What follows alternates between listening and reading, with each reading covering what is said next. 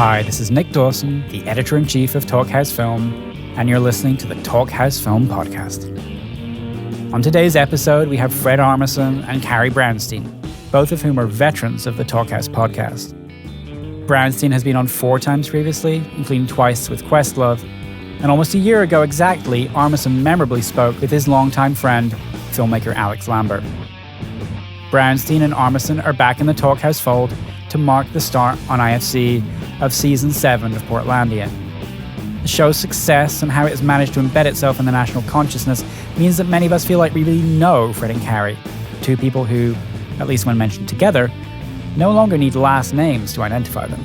The conversations people have on Talkhouse podcasts go to surprising new places. So these 2 friends, who have been collaborating for the best part of 15 years, found themselves discovering things about each other they had never known. The conversation was recorded in the Portlandia offices, and the show, how it's made, the line it walks, its place in this newly uncertain world, is naturally a big part of what its creators talk about. But also under discussion are their cooking habits, the controversial, alleged healing qualities of garlic, including a use I need to leave to Carrie to describe, Fred's trip to Japan to find his roots, analog versus digital in the age of streaming, workspaces, Spinal Tap, the difference between live comedy and live music, and then some revelations at the end that are too fun to even tease.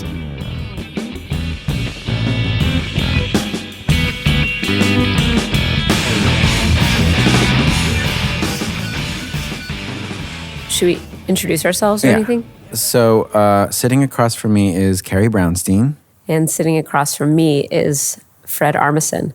I apologize, I have a little bit of a cold, so I might sound like I have a cold. Okay, that's excusable. Just for the record. That could be fixed too, I think, right? Maybe afterwards? Yes, every single syllable I say. They're just going to go in and take the sort of nasal tone out of it. I imagine that things like that will be possible someday, where you can manipulate sound. Well, they probably could at least. They could pitch it in a different way, but then It might sound strange. It was explained to me that in British radio, they used to, if guys were older, they used to speed up the tape a little bit so that they sounded more lively. Oh, they could do that for us. Yeah. Speed this up, please. Anyway. Hello. We're sitting here in, I guess it would be the Portlandia writing office in Los Angeles, where we wrote the latest season here. Season 7. Yeah. And the premiere was a couple days ago, and it was one that you directed. Yeah. And I loved it. I was so into it. I loved the episode. And this is a secret. This does not go out there, but I fully laughed, even though we're in it. I'm in it. But I was totally laughing at certain parts. Well, it's not a secret anymore. Damn it. Yeah, I really liked directing you because usually in a scene when we're shooting Portlandia, I'm acting with you, and I don't really get to see how you work objectively because we're in a process of collaborating and listening, and there's just not that kind of passive observation. But purposely, when we were figuring out what each of us were going to direct, I should say that Fred also directed an episode this season that hasn't aired yet, but we purposely wrote sketches that I wasn't in so that I could direct, because it's easier to direct something you're not in. Definitely. So it was really lovely to get to work with you that way. Did you have to therefore watch takes that didn't work? Did you have to watch me muscle through some joke that wasn't working? No. Seriously. I mean, I think there were versions of things that didn't work, but for the most part, one great thing about Portlandia is our editors. And I feel like we trust them so implicitly that there are only 2 or 3 sketches that I went back and wanted to look at the raw footage of. Uh-huh. Mostly they've assembled something. That's such a crazy skill. I could not edit. I don't think I could either. It's that kind of attention to detail that makes me kind of queasy. When you're looking at something really closely over and over and over again. It seems like like if you're preparing food, like actually like waiting around for everything to simmer and everything, I just can't do it. You know? Yeah, it's like one of my friends told me she had started making her own crackers. Like that to me is what editing is. It's like, ugh, not everyone wants to do that. There's only a certain people that want to make crackers. When the mics are off or when we're done with this, I'm going to ask who that friend is. I'll tell you right now. It's Chelsea. It's a friend of yours too. We're going to talk to her right after this. Making crackers, good for her. I have a much easier time. Do we have to hold for this train? I think we have the right to not to have to hold, because the reality, this isn't going to be edited against anything. So there's a train that passes. There's a train. I have a question. I actually don't know this. Do you cook? Very, very little, and less. So when I was in my 20s, I would, try to like make like pasta and salmon and stuff like that. And then somewhere, like maybe when I was like maybe in my early 30s, I just stopped. I just like, this is not part of my life anymore. I think New York doesn't really lend itself to cooking a lot. So big fan of cooking breakfast, eggs, etc.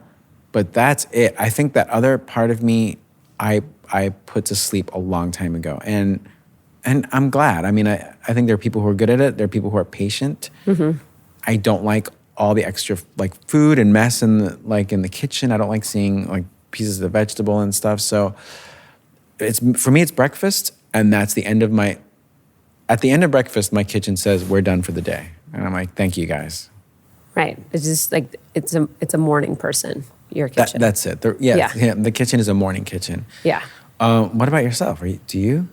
I'm the exact same way. Yeah. There was a time in Portland that I cooked a little bit more. And I will say that shooting Portlandia really upended my relationship to dinner. Yeah. Because it's really long hours. Yeah.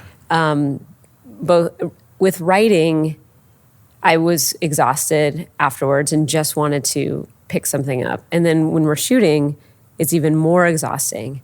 And so now we've done this for 7 years. And I can honestly say that is when I stopped cooking. And then I became out of practice. So even though we're only shooting for a couple months, for some reason, it really kind of transformed my evenings. And so now, because I work at home most of the time, like in the other months of the year. Yeah. So dinner to me is a time to socialize. Yeah. So because I don't really party, I don't like to go to events or like sort of late night things. So dinner is like a perfect opportunity to actually have conversation and catch up with people. Or to get out of the house. Yes. even like getting out is like. Yeah, you're restless by then. Yeah. I remember though, like everyone who fancied themselves a cook always just like, their whole thing was like, I'm going to put extra garlic. I'm going to put extra, but everyone did it. It was just putting extra something in it and like acting like it was you're being a little working out of bounds, Do you remember that? I remember that from Chicago. living in like punk and like sort of communal housing in Olympia. That was the only time I had that kind of experience. But yeah. Like tons of garlic. Like what? So what? It says this amount. Let's add this. Well, garlic was also this sort of, it was like, at least on the West Coast, but maybe everywhere, it was like this thing that was considered medicinal, and it still is. But it was, it was like someone was always sick and like sucking on a clove of garlic. Yeah, or like grinding up ginger and garlic in some bowl or something. No joke, putting it in their vagina when they had a yeast infection. Never heard that. Not a joke. And not speaking from my own experience, but wow. know that it was like garlic was like the cure-all. Really? Yes. It seems like that would be acidic or like. Yes, I don't. Seems wrong. Yes. Yes. I remember when I lived in Chicago, people telling me that yogurt was the way to go for infections. Wait, what is that music now? Oh, just someone going by. Someone passing. Oh yeah. So in our offices, there's like a bicycle path next door. Through it, which I guess you can guess what part of LA it is. It's like by the river, and then there's the train tracks. I feel like we're the first people on Talk House to ever mention yeast infections. I think we're the first ones. Maybe not. We'll look that up. We'll have to look that up. Well, I'm going to listen to every single one. We could even, we're allowed to say maybe the best ones. We put it in the best way. Yeah. Well, it was just reminding me when I was thinking of garlic. Yeah, garlic. Wow. That's one I hadn't heard. And the yogurt thing was only told to me, where I was like, all right, whatever. Yeah, there's a lot of sort of like home remedies. Yeah. Yeah, I remember the worst thing that somebody ever cooked in a group house was refried beans on bread. It was so derelict. It was one of the most derelict meals I've ever witnessed. Yeah. Just can of refried beans. Yeah. Heat it up, just spread it on a piece of white bread. Terrible. What is, like, that's, to me, not food. I would rather watch someone eating dog food. Yeah. I had a friend who did homemade pizza, but his whole thing was like, he barely cut the vegetables. Just a big hunk of broccoli that's like, you're supposed to chop it up, you know what I mean? But he's like, no, just, keep it practically whole or quartered. Yeah. So I just came back from Japan. I went to Tokyo. I came back like a week ago. I'm just switching topics for no reason. That's fine. I feel like we were definitely we're tied to that topic. It's my first time there. And have you played there? Yeah, I've played in Osaka, Nagoya, and Tokyo. What did you think of it? First of all, we were both about to say, first of all, I am surprised. I know you had never been, but it's still surprising to me because of your heritage and just because it seems like a place you would love. It's just that I usually travel for work. Yes. So where you had like a job to go to, never have I had an opportunity to work there. So I loved it. I thought it was incredible. I mean, I can't believe how big this world is. And then I can't believe how far away it is. And it's the most foreign place I've ever been to. And I don't mean that in a bad way. It's just when you're lost, you're really lost. And you went there and your father is half Japanese. Yeah, he's half German, half Japanese. And you were able to see some of your grandfather's... Yeah, I saw his dance studio. My grandfather was a well-known dancer and choreographer. He did avant-garde dance in the 40s and 50s. And then I went back and I met his widow. Wow. And... who was not your grandmother? Not my grandmother. Okay. She didn't know about me. Whoa. So that was kind of heavy. But she was very welcoming, very warm. Did you look her up in advance and introduce yourself? No. So this I did a show called Finding Your Roots. Right. And they did all the legwork. They were like, this is your grandfather. I knew who he was. I'd met him, but I didn't know him that well.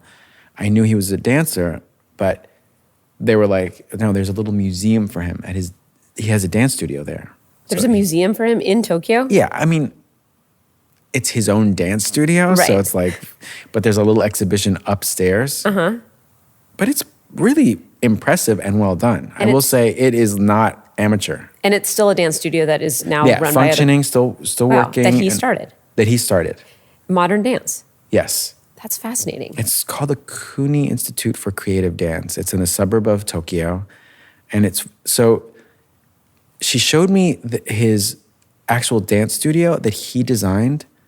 And it came right out of my brain. Like, just sort of like, oh, this is the kind of studio I would, very austere, gray, and just, it almost looked German. And it's sort of like, just gray and rectangle. And then this exhibit upstairs was just like him playing different characters. That is so weird. He played, like he did these things where like, he put on little costumes. And so they had all of these things. It's such an ego trip for me to go like, me, and like how related I am to this guy. But there is something to be said about genetics and that kind of thing. And anyway, it was great.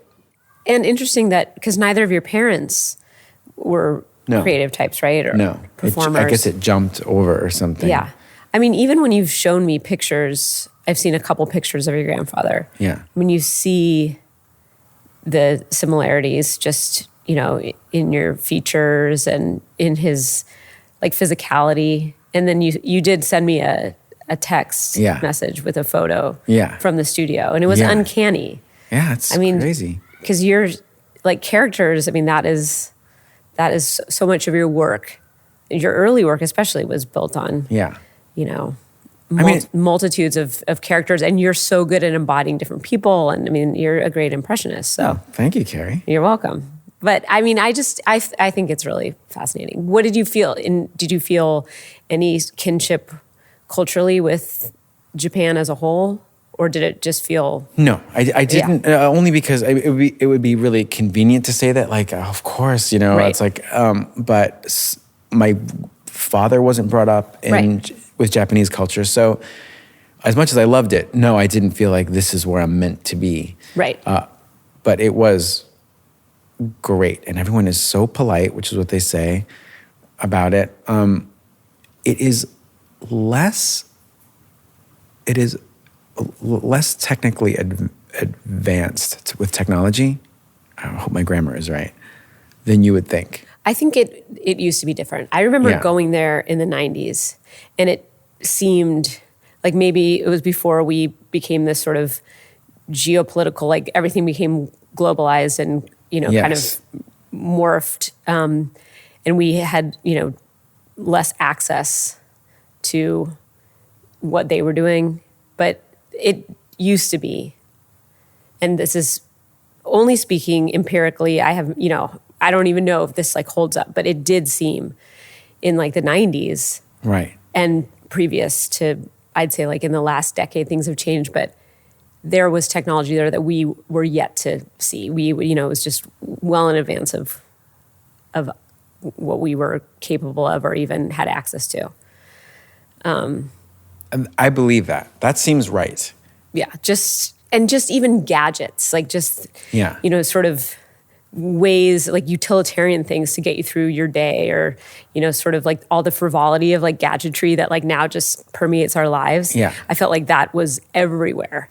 And it was sort of dizzying, because it was unlike what we had. And it felt sort of like Blade Runner, walking, like just thinking, they're so far ahead. Yeah. But it some of it feels that way, but it also feels a little analog still. Like very cash heavy. And a lot of hardware, a lot of CDs still, a lot of DVDs. That's still very alive there. And it was explained to me that Netflix doesn't do very well there. They're not quite into streaming yet. Yeah, interesting. But this is just what was told to me, and who knows what the reality is. More tactile. I just read that in America, now the way we consume music, like streaming has become like the most profitable means for the businesses, not for the musicians necessarily, but like that's how people are.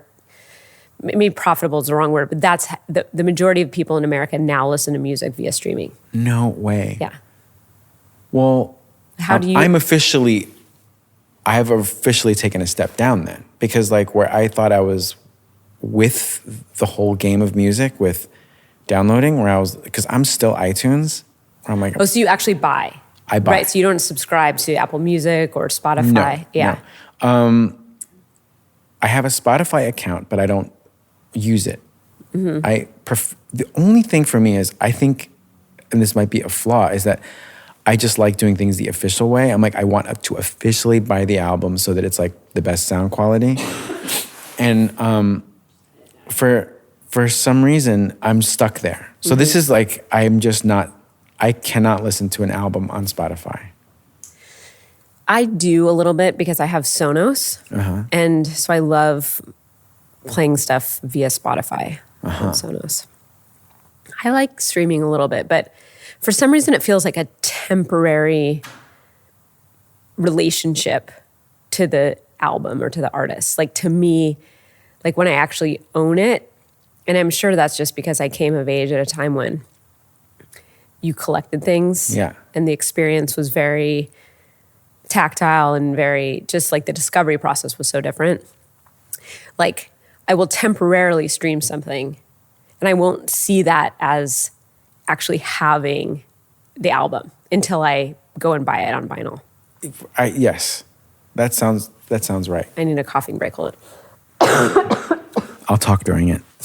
Perfect. Or I'll cough too so that you just don't know who it is. We can edit. You guys are going to edit that about, right? No? We're screwed. I think they're going to amplify it. Okay. Our sound person just shrugged. He makes no promises. Yeah, that's in there. This is real. What are other things like? Is that something that makes you feel old? Yes. But I don't mind. I'm not going to fight this fight. I mean, because I think the fight can make you feel even older. Yeah. And I'm not saying this is an absolute. I also graduated from CDs to downloading, so I'm not I'm not allergic to anything new. You don't have like a binder full of CDs. Yeah, no. Outside of their cases with just like the artwork. Now and I a just sleeve. want to do the sound effect for it. Remember turning those pages? Those pages were too heavy to turn. Just like Remember carrying that in your car, like Yeah. Case Logic, like yeah, also so dangerous. You're just like flipping through a giant, terrible, and also ugly, the ugliest, ugliest, There's terrible nothing design. uglier. Also, begging to be stolen out of your car. Garbage too. Garbage. Plastic with zipper plastic. Remember the first CDs, they came in like they were in a cardboard box. Yes. Because I think they wanted it the height of an LP. Yes. So it was like 12 inches tall, like the bottom 8 inches or the bottom whatever. And it didn't have artwork. It would just say Warner Brothers Records or like, Yeah. Although I would say it would be smart for someone to repackage a new album using that long box. Oh, yeah. Someone's got to do that for Record Store Day. That's a good idea.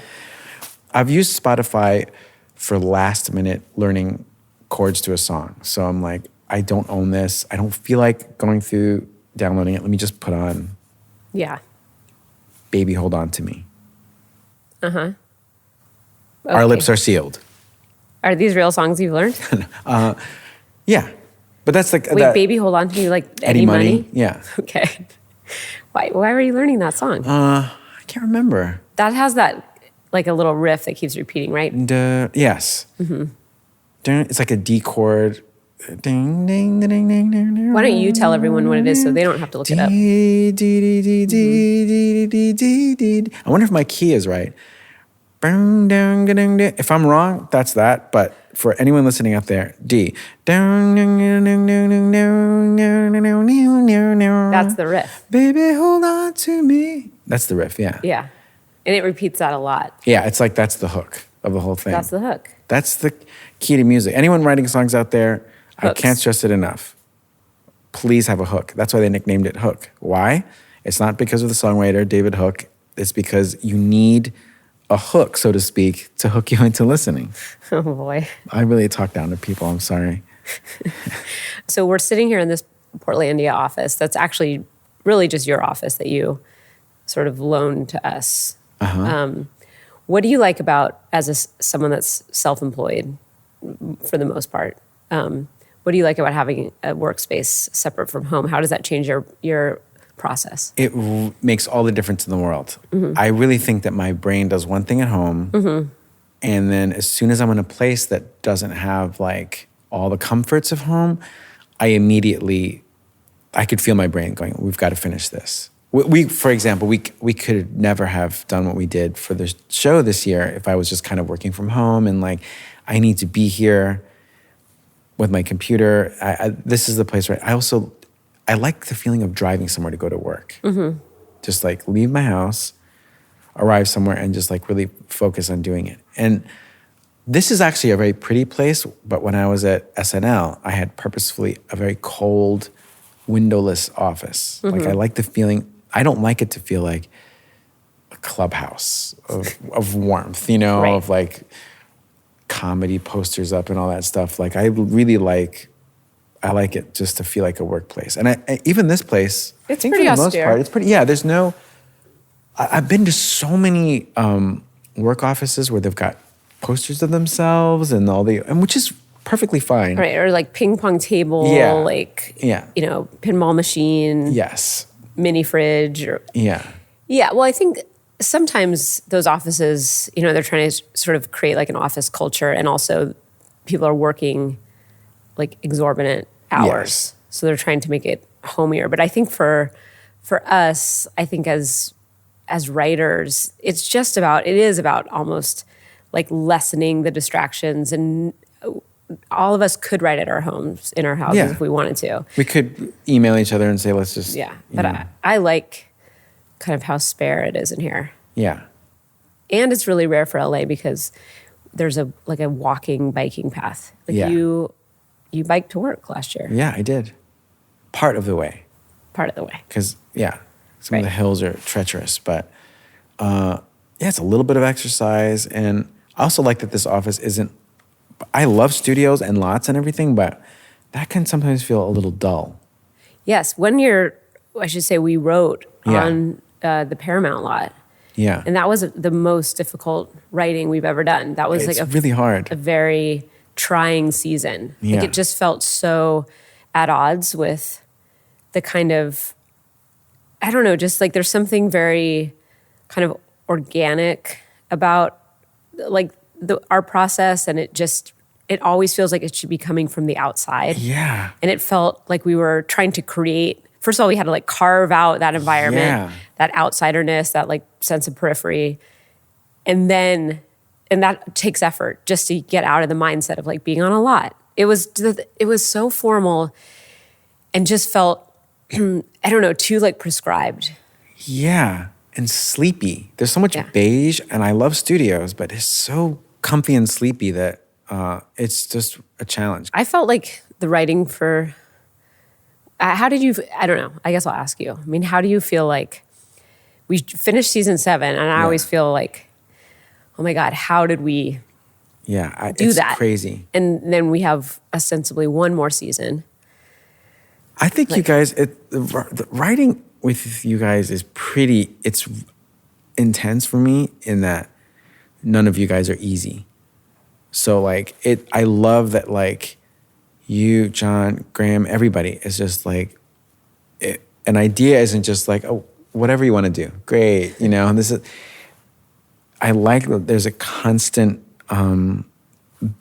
just like this barrier we come up with where I'm like, well, this is why it won't work, which is really good. It's good for me that like, even though this is our show, it doesn't mean I've got like a passport to like sit around and think, this seems, easy and dumb. Like, I like that it's still difficult. Yeah. It always feels like a learning curve to me in some ways. Like I feel like I learn something every year. Yeah. Like just honing in on an idea or having to justify an idea. Like I feel like this past year, there's a lot of actual sort of like discussion about like the worthiness of some of the sketches. I was thinking about like the men's rights thing. Like we had so many discussions, like trying to sort of bring that into existence. Yeah. And just notice, if we had sort of noticed this trend and then, but I don't know, I was just reading something that you said in the New York Times, which I thought was interesting, where, there has to be a slight, I don't know if you would use the word vague or something, but where, we're not doing a nightly show, we're not doing a weekly show. Like, it's not going to come out right as this thing is happening. We don't have that luxury. Yeah. So there has to be a lasting relatability to it. Yeah. Ideally.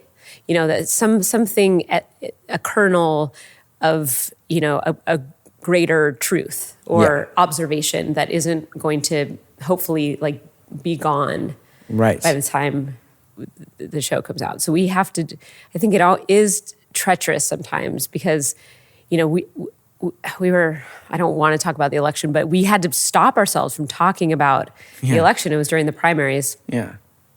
I mean, we couldn't We couldn't stop ourselves. No. And we're like, and we would stop ourselves and continue anyway. We're like, we have to stop. And then someone would say something else. Yeah, it's impossible. But I do feel like that mirrors now in the sense that I think there were many years where we kind of took politics and status quo for granted. Some people did. I mean, it's a privilege to ever take anything for granted, I think, because certain people are always living with a sense of being, fearful or other or outside.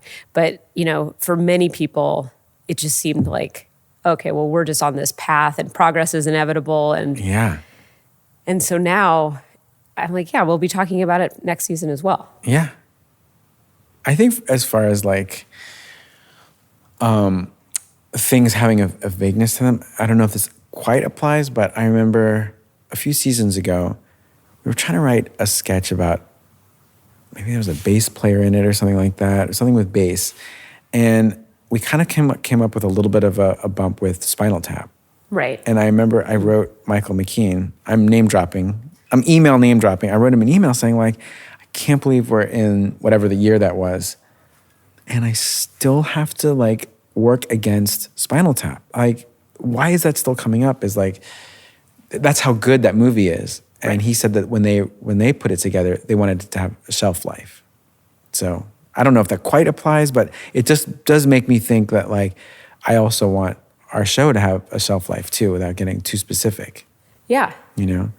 I agree. Yeah. What, you did some live shows this year, I did. music. Yeah. And what do you get out of that? Like what It's do you the like about only it? time now where I get to see like fans as people, Mm-hmm.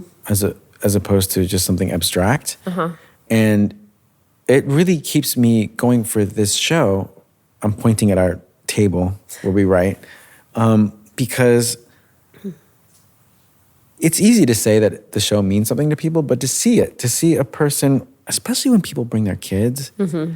and they've got things that they want signed, it really, it is like the most basic thing about the show and how it reaches someone and what it means to them in cities that aren't New York and LA. Mm-hmm.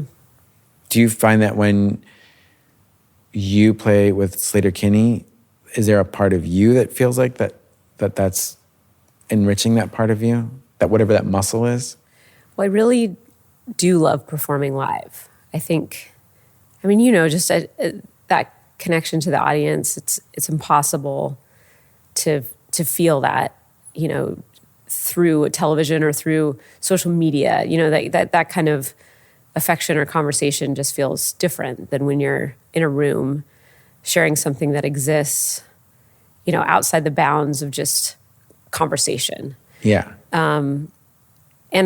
But like you, I prefer to tour versus a one-off show because that feels like starting a cold engine a little bit. Yes. You know, just even if you rehearse, there's actually nothing that prepares you for getting on stage, and you push yourself further than you would in a rehearsal room. And I liked to feel that I'm gaining a mastery of that, which you only really get after like a couple weeks on the road. Yeah. And then it just feels... Where it's like more second nature. You don't have to overthink every moment. Yeah. And then you start deviating from, you know, the thing that up until that point you were learning. You know, you get it, and then you start to sort of expand on it. And that I feel like is really exciting because it just becomes... It's not even improvisational, but you feel that kind of elasticity like in the playing, and then you can feel that in the audience too. Because I think you can control like the room more when there's all these unexpected moments. Which seems like it would happen with comedy too, right? Yeah, same thing, yeah. You know, where like you think it's going one way, but then you have the mastery to like turn on a dime. Yeah, because they're looking at you. Like you're, you know, they're looking to you for that to happen. I still feel like the most, like comedy to me seems very vulnerable. You know, we've done a couple like live things together. And that to me is so much harder than getting up there with a band. And then, because there's just, to me, volume is... a friend, you know, it's just there's something so weaponized about, you know, an amplifier and just that kind of like sonic like melee that you can kind of dole out, and you can kind of use it to self-soothe and also to punish. Yeah. And but with comedy, I'm always so interested in with live comedy, just those moments that are uncomfortable, because I mean, what have you done in the past? Do you feel like you have a classic moment from a live show where things weren't working and you turned it around? I've made my living of those moments. So when I first started, that's all it was why is this person doing this character with no jokes? What is this? And I just use it as kind of as my crutch. It's like almost a gimmick where it's just, that's what it is. And then people kind of come around and it works perfectly fine for them, because I don't have like well-crafted jokes. So, and other than that, when those moments happen, people I've found are always on my side, just because I don't milk it. I don't make people feel bad, or like I don't make people suffer more. Right. If anything is a dip, I'll just sort of acknowledge it and move on. Because the difference between a music audience and a comedy audience is those comedy audiences are they paid and they're expecting it. Like that's all they want to do is just, hear someone say a few things. So they're already, and their mindset is like ready to go for that. I feel like one thing that we both like is discomfort. Is like taking, we both like taking something that is just like getting to the place that's awkward. Yeah. And then sort of forcing ourselves to kind of stay in that and to explore like, well, what happens after that? Yeah. Like if you don't fix it, what happens? Yeah. And I feel like when, I think where our like sensibilities coalesce is in that space of just, how couples, deal with uncomfortable moments, or, in the way they talk, or it's just, I feel like we're always exploring like that thorniness. Yeah. I don't know what that comes from, or I don't even know what that's called, because it's pretty complex, because it's not as simple as making people suffer, or like, no, it's not even that kind of thing. It's like this other weird zone that I just find entertaining, and that I believe other people find entertaining too. Yeah, because I think it's not malevolent, and it's not about punishing anyone. It's sort of just, it's almost like trying to find something truer, like where, like when you're faltering, or, that you're going to sort of discover something new about yourself or about someone else. Like those things are really exciting to me. And there's a surprise element to it too that I like. Yeah. It's a little bit of like, I know you were thinking this was going this direction, but that's a helicopter overhead. We're not going to hold. We've almost experienced every kind of vehicle. Yeah. I guess not a car. We had a car earlier pull up, and then there was a dog barking. Oh, we've had just about everything. We just need a drummer, I guess. A drummer. I'm only looking at my watch I'm so sorry. I was just double checking, but I think we have to. I threw my watch in the garbage before I came here today. That's how much I was looking forward to this. I think we're probably good, right? Yeah, let's just maybe we should do a sum up. Let's keep it pro. I guess we need a closing thought. People out there, next time you're in a crowd, I mean, how do these things? Next time you're in a crowd, is that what you said? Yeah. Yeah.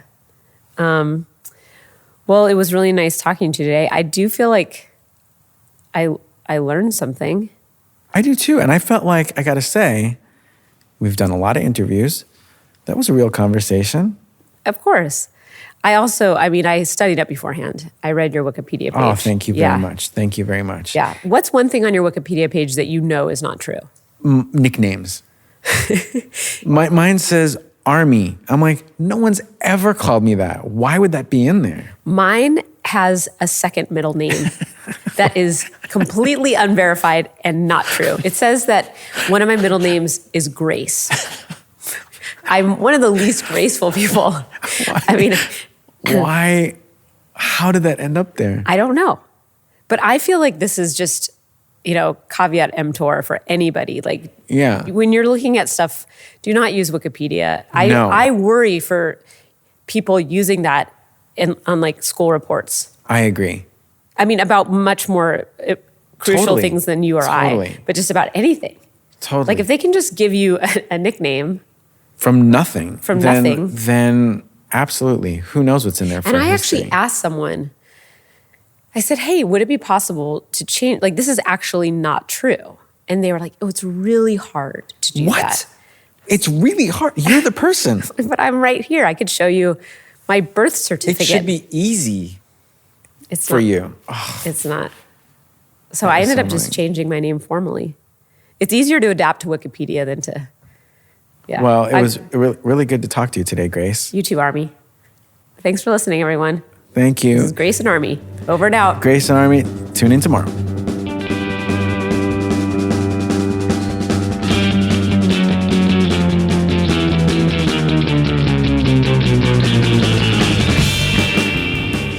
is Nick Dawson from Talkhouse Film, and you've been listening to Fred Armisen and Carrie Brownstein on the Talkhouse Film podcast. And yes, I can confirm that this is the first, and will likely remain the best, discussion of yeast infections on either of the Talkhouse's podcasts. This episode was engineered by Gideon Brower and edited by Mark Yoshizumi. The Talkhouse podcast producer is Elia Einhorn. For more filmmakers talking film and TV, visit talkhouse.com/film. Subscribe to Talkhouse Film and Talkhouse Music podcasts on iTunes and Stitcher, where you can find all our previous episodes. And while you're there, please rate and review if you can.